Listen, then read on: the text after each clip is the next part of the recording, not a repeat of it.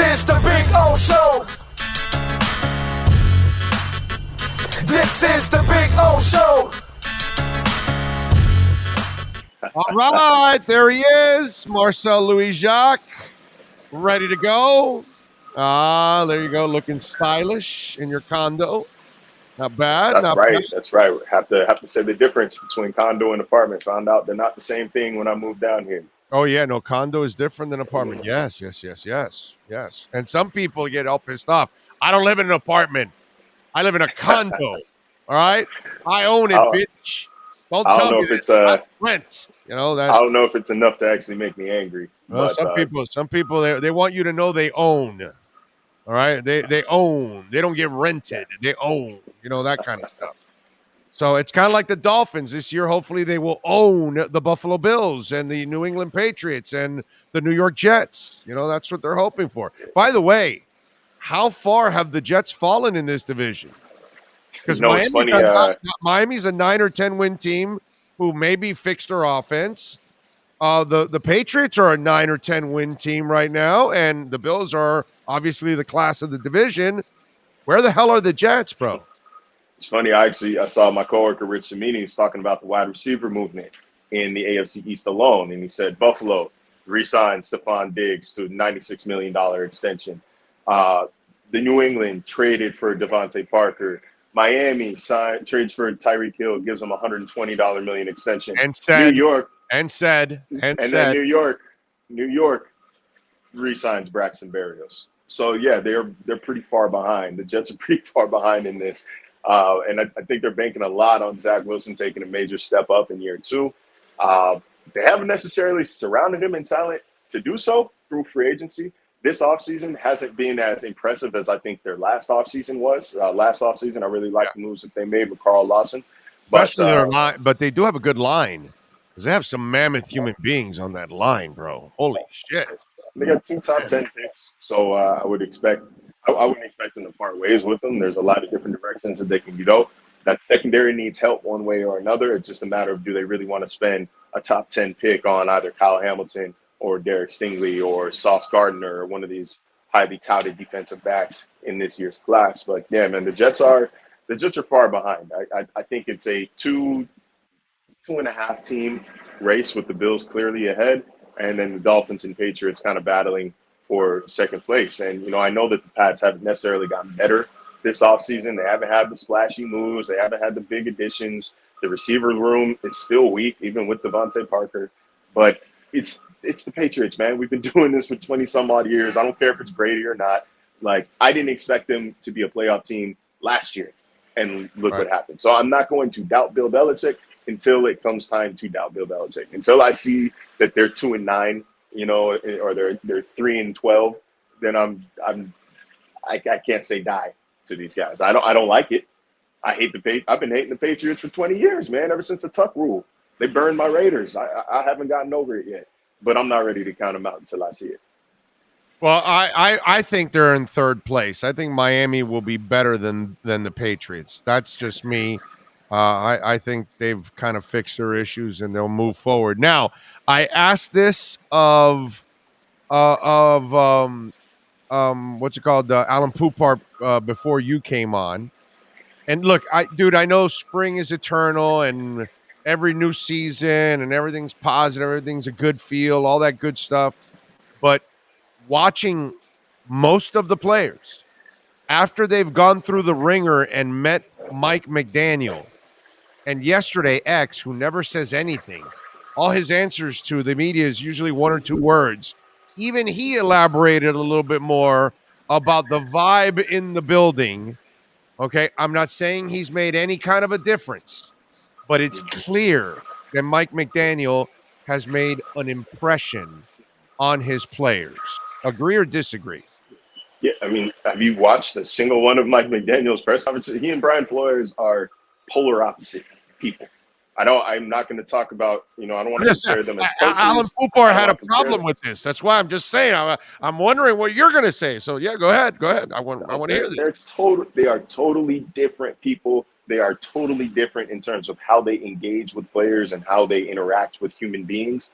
I don't think that it's worth getting upset about. I think it's quantifiable, like how different of an energy Mike McDaniel brings. I'm not going to sit here and pound the table and say new energy, Super Bowl team. No, but like yes, it's a new feel. It's going to be a new feel. He's less of a totalitarian. I think he's less of a disciplinarian. I think he's less of a hard ass, I guess we could say, than Brian Flores was. He's more of a people person. He's he's more engaging. He's more personable. Like it's going to feel different. Not to mention, it's more than just Mike McDaniel. It's from the top down. The Dolphins have made it clear that the days of either letting your best players walk, cutting your best players, cutting guys who deserve to get paid, trading away guys who deserve to get paid, that is dead. It's canceled. Those days are over. They gave unnecessary. Send this video to Poopar, okay, Sean? All right, go ahead. I'm sorry. Go ahead. Look, they gave money to Xavier Howard when they technically didn't have to. They did in terms of he wasn't going to play if they didn't. But they technically 3 years and $40 million left on that contract, man. In no way, shape, or form is a team ever reworking a deal before this. There's a reason why David Cantor comes out and calls it an unprecedented move. They give $65 million to Emmanuel Agba. They did franchise tag Mike Gesicki, but I mean, they still want him. They're still going to pay him. There's more disrespectful things than paying people $10 million. You know what I'm saying? So, like, I don't think that should be taken as a slight. They bring back everybody on defense. They retain this defensive staff minus Gerald Alexander and Burks. But, they sent a pretty clear message that, like, you do your job, you're going to get rewarded for it. And that goes a long way in an NFL locker room. Okay. I'm glad you just saw the same thing I see. It's just you can tell that he is a different dude, and they see it. That it's like, wow, dude, I had an ogre for the last year or two, and now this guy comes in, and wow, holy crap, he's like a human being that talks and stuff. And so all right. I just want to make sure that but and just to be clear, man, like I'm not saying that new energy means new results. Like new energy doesn't necessarily have to mean Super Bowl contender, playoff team, automatic 12 wins. No, but like, yes, it's a different feel for. We felt a different energy, and he doesn't have to be nice to us. We don't matter to him. I know, he gave but us ice cream. At least, like, come on, Brian never did that. It's a different. But you're getting to talk to all these players. I'm getting to also see them on video, all these conversations, and it's not just the two guys yesterday. It's every one of them almost. When you guys ask them about Mike McDaniel and all that, there's a comment, their face lights up, there's a smile. He's a cool dude.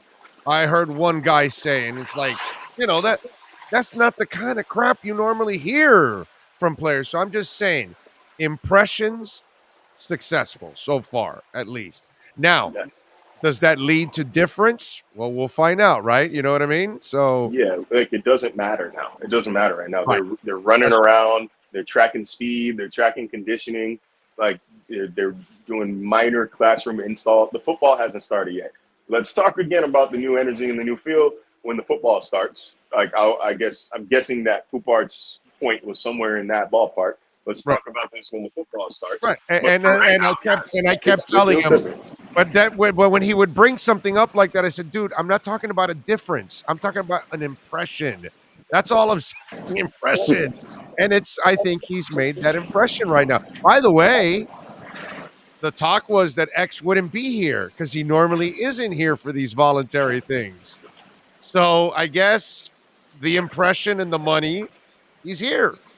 It is a different feel, man, in that they are actively ready to contend. Like they actively want to contend. If you look at X's time here, dating back to 2016, the Gase era was, they were middling at best.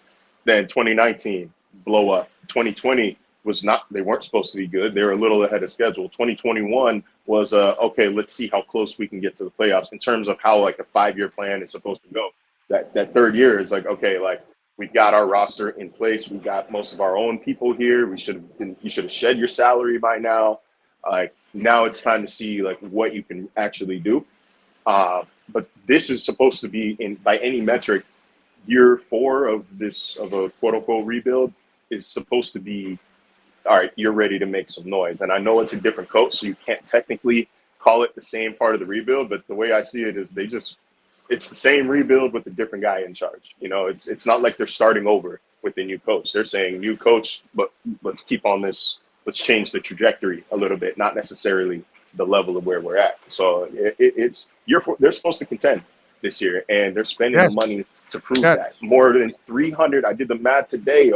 More than $380 million worth of contracts that they've committed to this offseason. I know it's not all guaranteed. I know they're probably not even going to pay anywhere near all of that, but that's still almost $400 million that they have committed to new players or their own guys this offseason. And I don't even think that's counting Gesicki's franchise tag. So they are serious about wanting to contend. They are serious about, wanting to get out of that AFC cellar. And it's going to be a nightmare. This conference is very good. It got a hell of a lot better this offseason. But they're saying, look, if we can improve the offense to what we know Mike McDaniel's got in his resume, in his arsenal, his repertoire, and this defense plays like second half defense last year, then the Dolphins should be a playoff team. And that's good enough. It should be good enough to win a playoff game, man. Defense wins. Defense wins come the postseason. So, I don't want to get too far ahead of ourselves here. There's still so much time. We have an entire draft. We've got offseason practice, got training camp. Lots of things. Don't get ahead of yourself. Yeah, but so many things can happen. Don't get ahead of yourself. But saying that, did you make your reservations for an Arizona flight and hotel for the Super Bowl? Okay, I'm sorry. All right, so listen. All right, so I couldn't get Poupar to agree with me like you did on impression, but I did get him to agree with me on this. So now the question is, will you agree with me on this? So everybody's talking about that the Dolphins need a punter, which of course they need a punter. They got a veteran punter coming in now for a visit. Everybody's talking about, obviously, the San Diego State kid, and they've got a third and fourth rounder, and he's probably going to go second, third, fourth round, they say, whatever, which is ridiculous to take him in my eyes. But your MO the entire offseason has been continuity on defense, continuity on special teams as much as possible, and let's fix the mess that is offense, right? Well, if that's your thing, then you can't go drafting a rookie punter, bro. If you don't want Mike McDaniel to worry about X leaving and then have to fill that spot, or Agba leaving and having to fill that spot, or the coaching staff on the defensive side, or any of this stuff, you allowed Mike McDaniel to come in and have to only worry about the offense. So if that's the case, and you're the Dolphins and you're making a run like you just said now, you have to sign a veteran punter. There's no way you draft a rookie and put him in this position because he could cost you the season. So you have to go veteran, yes or no? It would be a massive gamble. I see a high risk, high reward for it, because if he is as good in the NFL as he was in college, then you got a field flipper. You got a guy who will automatically put your defense in an advantageous position every time he touches the football. Then that can't be understated. So, when I'm it's like that TikTok when this girl's trying kombucha. She's like, right. I can talk myself into it if he is that good. But the thing is, if he gets the yips in the league, like what's his name out of Florida State? Punters, kickers, especially kickers, but even punters they can go awry on you, and then you wasted a high pick on them. And if you're making a run, this punter here you got coming in town is a really damn good punter, bro. How do you not sign that guy? I think if you want Mike McDaniel to succeed, and you're Chris Greer and you're Marvin Allen and you're Reggie McKenzie, it behooves you, dude. You have to sign a veteran punter. That's just Morstead would be good, but I mean, Pilardi wasn't a bad punter when they brought him in. Like I covered him in Carolina. But Morstead is better. Yeah, Morstead is better. That's probably the safer move. It's probably the smarter move to do. Yeah. I don't know. It depends on how the board falls. Like I've said all along, I think that they're in position to go BPA, no matter the position at this point. Come the draft weekend. I'm having a tough time talking myself into a punter in the third round. But if he's still there in the fourth, the fifth, I don't think they have a fourth. So they don't have a fifth. He's there in the fifth. They have a fourth. They don't have a fifth. They have all the these third, the numbers. None of fourth. these late round picks matter. But if he's there on one of those, if he's there in one of these mid to late rounds, then anything after 3, I could be talked into it. The later, of course, the easier it will be to talk myself into it or to be convinced that this is an okay move. But no, I mean, Morstead, if he comes in here, hey, does your leg work? Can you catch a ball? Then cool. Can you catch a snap? Not even like, can you catch a pass? Can you catch a snap? Can you throw it in an emergency? All right, tight. Sign him, lock it up, and let's keep pushing. How do folks get the edge on the Dolphins on ESPN? What are you working on? I've got something that should drop, I believe, tomorrow, depending on how quickly we can get this edited. Just kind of recapping the state of the Dolphins offseason. Like I've said before, the message that this front office and this ownership group and this coaching staff has sent to its fan base and the team. Still got that feature. I know I've been teasing it for a couple weeks now, and that's just kind of like nature of the offseason. When they're evergreen, sometimes things get pushed back and move up and so on and so forth. But that's coming up soon. We've got, I can't say exactly what access that we're getting here throughout this offseason workout program, but we're getting it. We'll get Chris Greer and Mike McDaniel before the draft as well. We're going to have some interesting storylines coming out of that. But yeah, man, just keep it posting. I know it's a little, it's a, calm before the storm here as we got the draft coming up in 2 weeks, but storm's coming and I'll be there for it.